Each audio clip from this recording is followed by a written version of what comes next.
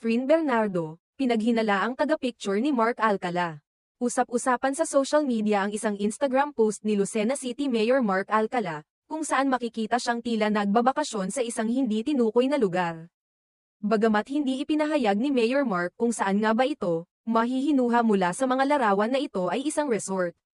Sa kanyang caption, isinulat lang niya, "Reserve ang may peace," na tila nagpapakita ng kanyang pagpapahalaga sa oras ng pahinga at kapayapaan. Ang post na ito ay nakalimit lamang sa mga pwedeng magkomento. Ngunit hindi ito nakaligtas sa atensyon ng maraming netizens na naging masigasig sa pagpapalitan ng mga opinyon at katanungan tungkol dito. Karamihan sa mga komento ay nagtatangkang alamin kung sino ang kasama ni Mayor Mark sa nasabing bakasyon at kung sino ang kumuha ng mga larawan. Isa sa mga tanong na ipinagpalit ng mga netizens ay, sino kumuha ng pic, at magkasama ba sila ni KB? Naging sentro ng usapan ang posibilidad na kasama